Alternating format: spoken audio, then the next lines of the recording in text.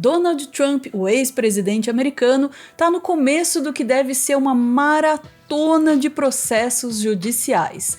As acusações vão desde ameaças à atriz pornô, ator pornô, até incitação a golpe de Estado. Infelizmente, e isso realmente é muito triste, a política dos Estados Unidos tem uma influência muito grande no que acontece aqui no Brasil, né? Então, vamos ver um pouquinho mais de detalhes sobre quais são esses processos.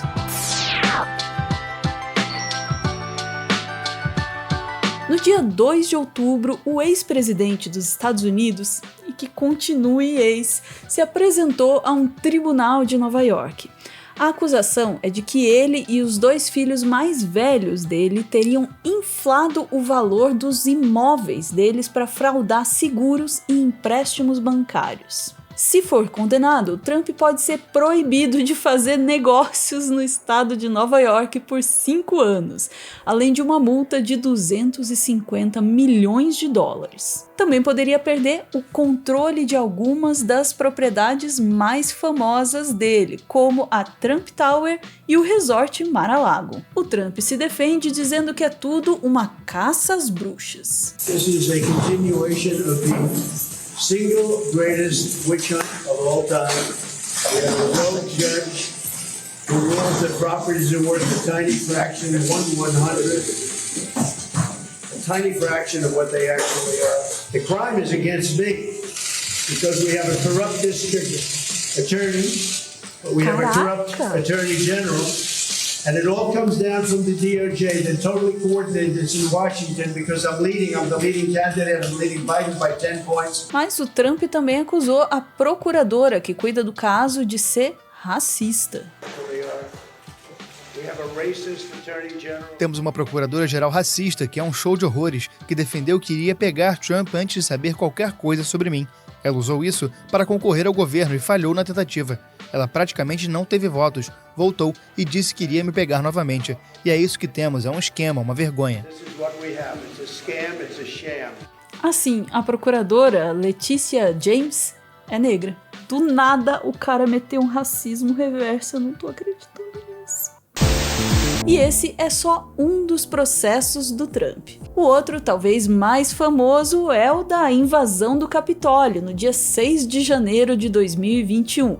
Aquele mesmo que tentaram copiar aqui no Brasil com a tentativa de golpe do nosso 8 de janeiro. No mesmo dia da invasão, o Trump fez um discurso dizendo que não aceitava a derrota e pressionando o vice dele, o Mike Pence, a fazer o mesmo. Todos nós aqui hoje não queremos ver nossa vitória eleitoral roubada por encorajados democratas radicais de esquerda. É o que estão fazendo. É roubada pela imprensa de notícias falsas. Nunca vamos desistir, nunca vamos ceder, isso não acontece. Você não cede quando há roubo envolvido. Espero que Mike Pence faça a coisa certa, espero, porque se Pence fizer a coisa certa, nós ganhamos a eleição. Tudo o que ele precisa fazer, isto é, o número 1 ou certamente um dos principais advogados constitucionais em nosso país, ele tem o direito absoluto de fazer isso. Devemos proteger nosso país, apoiar nossa Constituição e protegê-la. Só faltou falar das 4 linhas da Constituição. Nós não precisamos sair das 4 linhas da Constituição. Mas aí, depois que o golpe deu errado, o Trump mudou o tom. The demonstrators who infiltrated the Capitol have defiled the seat of American democracy. To those who engaged in the acts of violence and destruction, you do not represent our country. And to those who broke the law, you will pay. Now Congress has certified the results. A new administration will be inaugurated on January 20th. My focus now turns to ensuring a smooth, orderly, and seamless transition of power. This moment calls for healing and reconciliation. Lá como cá, ninguém segura a mão de ninguém, hein? O Senado até tentou caçar os direitos políticos do Trump para evitar que ele concorresse à presidência, mas não obteve votos o suficiente. Foram 57 votos a favor da condenação e 43 contra. Para condenar, seria preciso a maioria de 2/3. Ainda assim, na justiça comum, o Trump ainda vai responder a um processo, mas ele diz que isso é só perseguição política. O próximo processo sobre o qual a gente vai falar é o dos documentos secretos. Pois é, o Trump deixou a presidência e levou com ele vários documentos secretos que pertenciam à presidência e não a ele. Será que não tinha joia junto, hein? O Trump criou provas contra si mesmo, citando os documentos oficiais enquanto era gravado na mansão dele por um escritor que trabalhava numa biografia. With Milley, let me see that. I'll show you an example. He said that I wanted to attack Iran. Isn't it amazing? I have a big pile of papers. This thing just came up. Look. This was him.